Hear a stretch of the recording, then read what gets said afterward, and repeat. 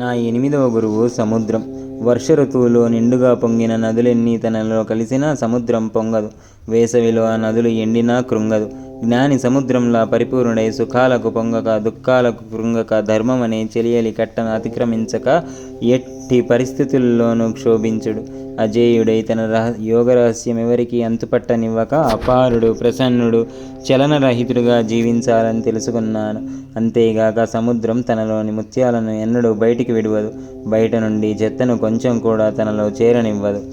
అలానే ముని తనలోని సద్గుణాలను వీడక, అవగుణాలను ఒక్కదానినైనా చేరనివ్వక జీవించాలని తెలుసుకున్నాను. మిడుత నా 9వ గురువు. అది అగ్నిని చూసి ఆకర్షించబడి అందులో దూకి నశిస్తుంది. అలాగే అగ్ని దుఃఖ నిలయాలైన విషయాలు, సుఖాలని భ్రమించి వాటిలో చిక్కి నశిస్తాడు. స్త్రీల రూపలావణ్యాలు చూచి మోహం చేత వశం తప్పి నశిస్తాడని తెలుసుకున్నాను. అలాగాక ముముక్షువు జ్ఞానమనే అగ్నిలో తన అజ్ఞానాన్ని ఆహుతి చేసుకోవాలని తెలుసుకున్నాను. నా 10వ గురువు ఏనుగు.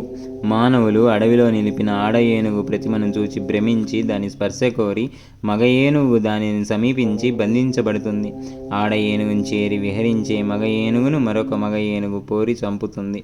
అలానే రావణ దుర్యోధనాదులలాగా స్త్రీ స్పర్శను కోరి అగ్నుడు సంసార బంధంలో చిక్కి ఆత్మనాశం తెచ్చుకుంటాడని, ముముక్షువు అట్టి మోహాన్ని జయించాలని తెలుసుకున్నాను. నా 11వ గురువు చీమ. దాని వలనే తాను ఆర్జించిన ధనంతో దాన ధర్మాలు చేయక కూడబెట్టేవాణ్ణి దుర్మార్గులు దోచేస్తారని తెలుసుకున్నాను. అయినా చీమ వలనే ముముక్షువు కూడా సాధనలో ఎన్ని విఘ్నాలు, అపజయాలు వచ్చినా నిస్పృహ చెందక నిరంతర కృషితో జ్ఞానధనం సాధించి కూడబెట్టాలి.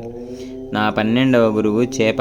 అది జిహ్వ చాపల్యం చేత ఎరకాసించి గాలం రింగి నశించినట్లే జిహ్వచాపల్యానికి లొంగి మానవులు ఆత్మహాని కలిగించుకుంటారు. రుచి పట్ల అనాసక్తి, అల్పరస సేవనాల ద్వారా జిహ్వను జయించవచ్చు. జితం సర్వం జితే రసే. జిహ్వను జయిస్తే సమస్తాన్ని జయించవచ్చు. ఎరకాసించక తనకు సహజమైన జలాన్ని ఆశ్రయించిన చేపవలే తన సహజ నిలయమైన పరమాత్మను ఆశ్రయించిన వాడే తప్పక ధన్యుడవుతాడు. పింగళ అనే వేశ్య నా 13వ గురువు. ఆమె ఒకసారి ధనాశతో ఆనందదాయకమైన నిద్ర కూడా పాడు చేసుకొని ఒక విటుని కోసం వేచి చివరికిలా పరితపించింది. నేనింత మూఢురాలను, ఆనందమయుడైన ఆత్మారాముని విడచి అల్పబుద్ధితో భయశోక మోహాదులు కలిగించే మానవాధముని పొందుగోరాను. ఇక ముందు ఆత్మను, శరీరాన్ని, జీవాత్మను ఆత్మారామునికే అమ్మి ఆత్మలాభం పొందుతాను. ఇట్టి నిశ్చయంతో ధన్యత నొందింది. అలానే ధనకీర్తుల కోసం సిద్ధులకు ఆశించక యోగి వైరాగ్యంతో ఆత్మానందాన్నే సాధించాలని గ్రహించాను.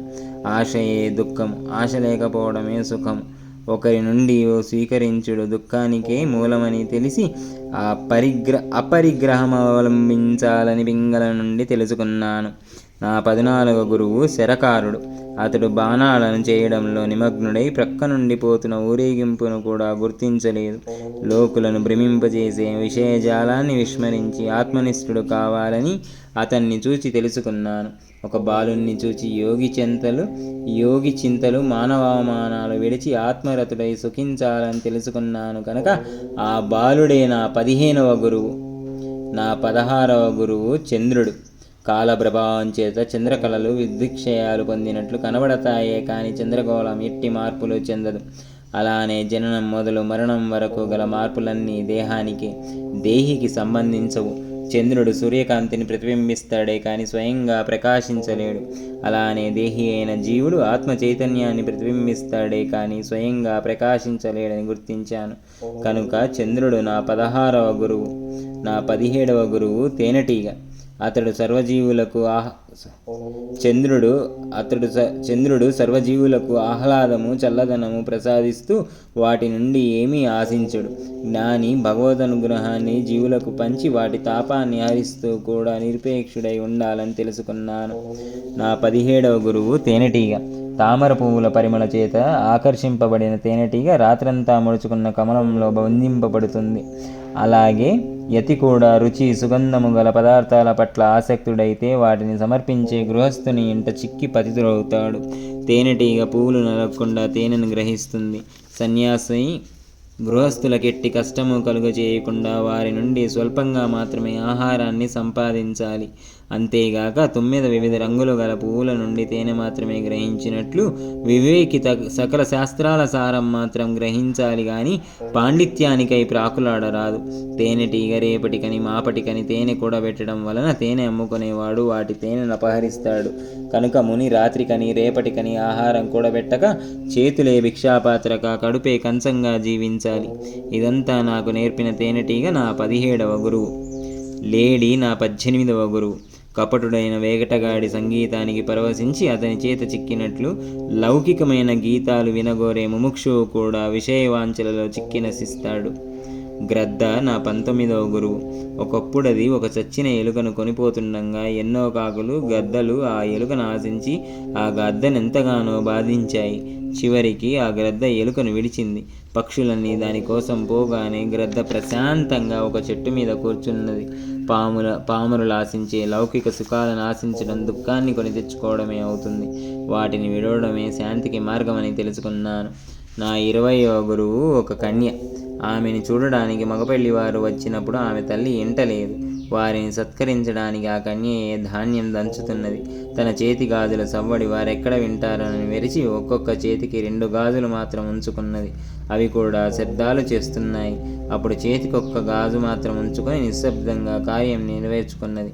పలువురు ఒక చోట చేరినా, ఇద్దరు చేరినా ముచ్చట్లు కబుర్లు తప్పవని యోగి ఏకాంతంగా సాధన చేసుకోవాలని నేర్చుకున్నాను. నా 21వ గురువు సర్పం. తనకొక గృహం నిర్మించుకొనక చెదలు శ్రమపడి నిర్మించుకున్న పుట్టను విడిచిపోయాక అందులో జీవిస్తుంది. చెదల వలె అవివేకులు శ్రమకోర్చి గృహాది ఉపాధులను పెంచుకుంటారు. కానీ ముని ఇతరులు నిర్మించిన మఠాలలోనూ శివాలయాల్లోనూ వృక్షమూలంలోనూ జీవించాలి. అంతేకాక పాము తన జీవకృత్యాలను ఏ ఇతర జీవులకు తెలియనివ్వదు. అలాగే యోగి కూడా తన అభ్యాస రహస్యాలను గుప్తంగా ఉంచుకోవాలి. పాముల ఏకాంతాన్ని ఆశ్రయించిన యోగి యోగాన్ని నిశ్చింతగా అభ్యసించగలడు. పాము తన కొబుసాన్ని నిశ్చింతగా విడిచినట్లు యోగి కూడా అంత్యకాలంలో యోగసిద్ధి వలన స్వచ్ఛందంగా దేహాన్ని త్యజించగలడు. సాలెపురుగు నా 22వ గురువు. అది తాను వెడలగ్రక్కిన పదార్థంతో గూడు అల్లుతుంది. కొంతకాలానికి తిరిగి దానినే మింగివేస్తుంది. అలానే బ్రహ్మ తనలో నుండి ఈ సృష్టిని బహిర్గతం చేసి తిరిగి తనలోనే లీనం చేసుకుంటాడు. జీవుడు కూడా తన హృదయగతములైన సంస్కారాలతో తన ఉపాధిని పెంచుకొని మరల అవసాన దశలో తిరిగి దానిని అంతర్గతం చేసుకుంటాడు. కనుక ఈ జగత్తంతా వాస్తవానికి బ్రహ్మమయమైన తత్వజ్ఞానాన్ని సాధించని వారికి ఇది వాసనామయం. నా 23వ గురువు భ్రమరకీటకం. భ్రమరము తన గుడ్డు నుండి బయల్పడి తన కీటాన్ని తెచ్చి గూటి అందుంచి తన చుట్టూ జుంకారం చేస్తుంది. ఆ జుంకార భీతి వలన కీటం అహర్నిశలు భ్రమరాన్ని గురించే చింతించి కొంతకాలానికి తానే భ్రమరమవుతుంది. అలానే సచ్చిష్యుడు తన గురువును నిరంతరం ధ్యానించి తానే గురురూపుడవుతాడని గుర్తించాను. నా 24వ గురువు జలం. జలం సర్వజీవులకు దాహం తీరుస్తుంది. వాటి దేహాలకు శుచి, ఆరోగ్యము, చల్లదనము ఇస్తుంది. వృక్షాలను, సస్యాలను పోషిస్తుంది. అన్ని జీవులకు అంత మేలు చేస్తున్నా తాను మాత్రం నమ్రతతో పల్లమైన ప్రాంతాలలోనే నిలుస్తుంది. అలానే ముని తనను ఆశ్రయించిన వారి హృదయ దేహ తాపాలను తొలగించి రక్షిస్తూ కూడా వినమ్రుడై ఉండాలని గ్రహించాను. ఇది అవధూతోపాఖ్యానం సమాప్తం.